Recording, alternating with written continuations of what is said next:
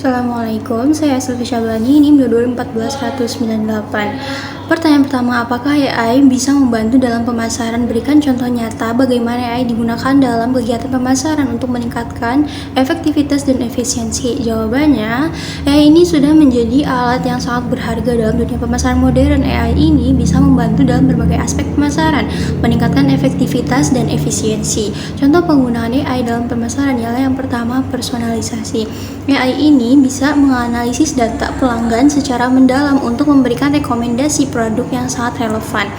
Misalnya, di saat kita berbelanja online, ada beberapa rekomendasi produk yang muncul seringkali sesuai dengan minat kalian. Ini adalah hasil kerja dari AI. Yang kedua ialah otomatisasi. Tugas-tugas rutin kayak ngirim email, marketing, ataupun mengelola media sosial bisa diotomatisasi dengan AI, sehingga tim pemasaran ini bisa fokus pada tugas yang lebih strategis. Prediksi AI ini bisa memprediksi tren pasar dan perilaku konsumen. Hal ini memungkinkan bisnis untuk lebih proaktif dalam merencanakan strategi pemasaran. Selanjutnya, analisis sentimen. AI ini bisa menganalisis sentimen pelanggan dari berbagai sumber seperti ulasan produk atau komentar di media sosial untuk memahami persepsi pelanggan terhadap merek. Pertanyaan kedua, apa aja sih tantangan utama yang dihadapi dalam era pemasaran digital? Jelaskan setidaknya 3 tantangan tersebut dan bagaimana perusahaan bisa mengatasinya.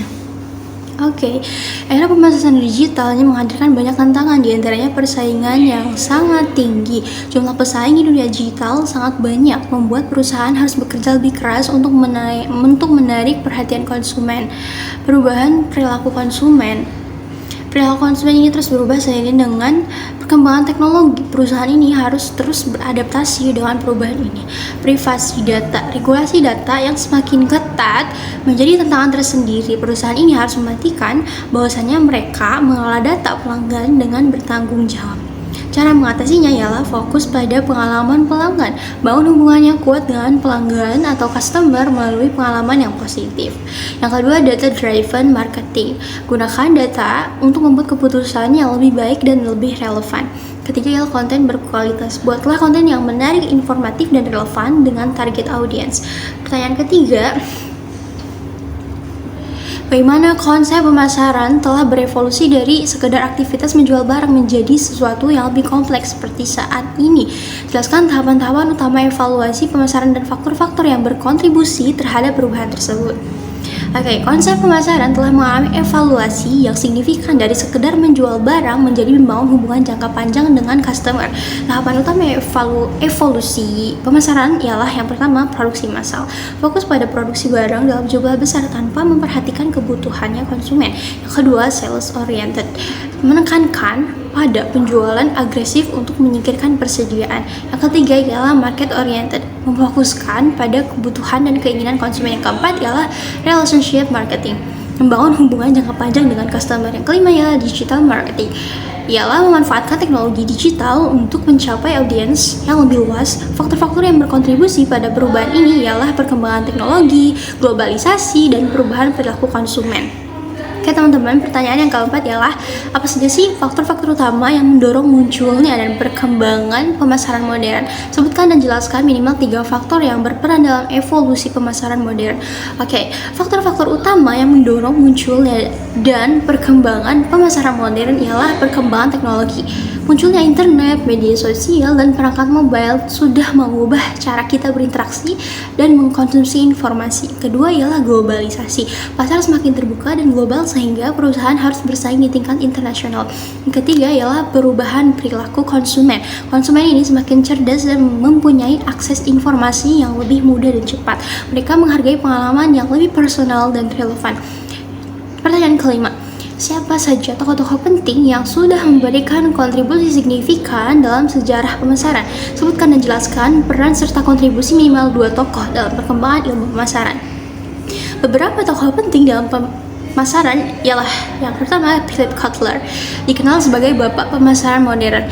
Kotler ini memperkenalkan konsep pemasaran sebagai fungsi manajemen dan memberikan kerangka kerja yang komprehensif untuk memahami pemasaran. Yang kedua ialah Peter Drucker, Meskipun ia lebih dikenal sebagai ahli manajemen, Drucker ini memberikan kontribusi besar pada bidang pemasaran dengan menekankan pentingnya pelanggan dan orientasi pasar. Oke, pertanyaan ke-6. Apa saja sih tindakan atau langkah yang bisa kita ambil untuk mendorong masyarakat agar lebih menggunakan praktik syariah dalam kehidupan sehari-hari, khususnya dalam bidang ekonomi dan bisnis? Berikan penjelasan dan contoh konkret. Untuk mendorong masyarakat menggunakan praktik syariah dalam kehidupan sehari-hari, khususnya dalam bidang ekonomi dan bisnis, bisa dilakukan seperti pendidikan dan sosialisasi, meningkatkan kesadaran masyarakat mengenai nilai-nilai dan prinsip-prinsip ekonomi syariah melalui pendidikan formal dan informal. Contohnya, menampilkan keberhasilan bisnis yang menerapkan prinsip-prinsip syariah. Hal ini bisa menginspirasi masyarakat untuk mengikuti jejak mereka. Kedua adalah dukungan pemerintah. Pemerintah ini memberikan insentif atau kebijakan yang mendukung pengembangan ekonomi syariah. Misalnya memberikan kemudahan perizinan atau akses ke pembiayaan. Selanjutnya, penguatan lembaga keuangan syariah. Memperkuat lembaga keuangan syariah ini agar bisa memberikan produk atau layanan yang sesuai dengan kebutuhan masyarakat. Contohnya, pemerintah bisa memberikan insentif pajak kepada bisnis yang menerapkan prinsip-prinsip syariah dalam operasionalnya. Hal ini bisa mendorong lebih banyak perusahaan untuk mengadopsi praktik syariah. Pertanyaan ke-7. Sebutkan dan jelaskan beberapa implementasi prinsip etika pemasaran syariah yang sesuai dengan ajaran Islam. Bagaimana prinsip-prinsip ini diterapkan dalam praktik pemasaran? Oke, beberapa prinsip etika pemasaran syariah yang sesuai dengan ajaran Islam. Di antaranya yang pertama, keadilan. Menjaga keadilan dalam transaksi bisnis, tidak melakukan penipuan ataupun riba.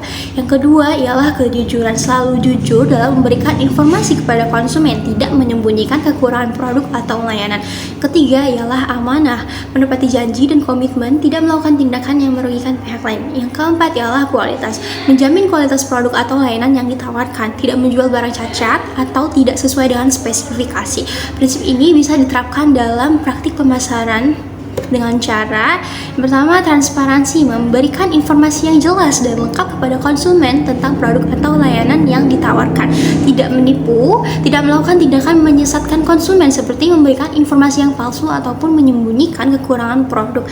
Selanjutnya, menjaga kualitas, menjamin bahwasannya produk itu sesuai dengan standar kualitas yang sudah ditetapkan, menghindari riba, tidak melakukan transaksi yang melibatkan riba seperti memberikan pinjaman dengan bunga. Pertanyaan 8. Bagaimana strategi Islam dalam mengelola modal dan keuntungan pada saat menjualan? Jelaskan dan beri contoh. Oke, strategi konkretnya dalam mengelola modal dan keuntungan yang pertama ialah mudharabah, kerjasama di antara sahibul mal dan mudharib. Keuntungan ini dibagi sesuai dengan kesepakatan di awal. Kedua ialah musyarakah, kerjasama ini antara dua pihak atau lebih dalam satu usaha. Masing-masing pihak ini menyetorkan modal dan membagi keuntungan sesuai dengan porsi modal.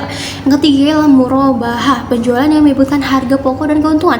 Pembeli mengetahui harga pokok barang dan keuntungan yang diperoleh penjual. Contoh penerapannya, mudharabah yang pertama ialah seorang pengusaha memberikan modal kepada seorang petani untuk mengembangkan usaha pertaniannya. Keuntungannya ini akan dibagi sesuai dengan kesepakatannya di awal. Kedua, contoh dari murabahah ya, seorang pedagang beli barang dengan seharga 100.000 dan menjualnya dengan seharga 120.000. Pembeli mengetahui bahwasanya harga pokok barang ini 100.000 dan keuntungan penjualnya ini 20.000. Pertanyaan ke-9, apakah strategi pemasaran modern mempunyai tantangan dari segi etika? Jelaskan jika ada, tolong berikan solusinya, berikan narasi Anda. Strategi pemasaran modern ini bisa mempunyai tantangan dari segi etika. Beberapa tantangan di antaranya yaitu yang pertama, iklan yang menyesatkan. Iklan yang memberikan suatu informasi yang tidak benar ataupun menyesatkan konsumen. Kedua, pelanggaran privasi, pengumpulan dan penggunaan data pribadi konsumen tanpa izin. Yang ketiga, eksploitasi konsumen, menjual produk atau layanan yang tidak sesuai dengan kebutuhan atau kemampuan konsumen. Untuk mengatasi tantangan-tantangan ini, perusahaan bisa menerapkan kode etik pemasaran yang jelas dan tegas, melakukan audit etika secara berkala untuk memastikan bahwa perusahaan ini mematuhi kode etik. Yang selanjutnya adalah menghormati privasi konsumen, mengelola data pribadi konsumen dengan bertanggung jawab dan sesuai dengan peraturan yang berlaku. Lalu menawarkan produk atau layanan yang berkualitas, menjamin bahwasanya produk atau layanan yang dijual ini sesuai dengan kebutuhan dan kemampuan konsumen. Pertanyaan ke-10, menurut Anda etika pemasaran Islam ini dalam menghindari riba dalam praktik jual beli, apa saja yang membuat praktik riba terjadi? Jelaskan. Menurut etika pemasaran Islam, riba ini terjadi ketika ada penambahan nilai secara tidak sah dalam transaksi jual beli. Beberapa faktor yang bisa menyebabkan terjadinya riba diantaranya yang pertama ialah tidak jelasnya harga. Harga barang ini atau jasa tidak jelas atau tidak disepakati sebelumnya. Yang kedua, penundaan pembayaran. Penjual meminta pembayaran tambahan ataupun bunga karena penundaan pembayaran. Yang ketiga ialah transaksi ganti rugi. Penjual meminta ganti rugi yang tidak sesuai dengan kerugian yang sebenarnya. Pertanyaan yang ke-11, bagaimana cara memastikan bahwasanya konten pemasaran digital ini tetap relevan dan menarik di tengah kompetisi yang ketat? Jelaskan. Untuk memastikan konten pemasaran digital ini tetap relevan dan menarik, perusahaan ini bisa melakukan yang pertama, memahami audiens, menganalisis minat, kebutuhan, dan perilaku target audiens. Yang kedua, membuat konten yang berkualitas, menciptakan konten yang informatif, menarik, dan bermanfaat bagi audiens. Yang ketiga ialah menggunakan data analitik untuk mengukur kinerja konten dan mengoptimalkan strategi pemasaran. Yang keempat ialah berinovasi, selalu mencari cara baru untuk menarik perhatian audiens dan memberikan nilai tambah. Selanjutnya, menggunakan platform yang tepat, memilih platform media sosial yang sesuai dengan target audiens dan tujuan pemasaran. Sekian jawaban dari saya, terima kasih. Wassalamualaikum warahmatullahi wabarakatuh.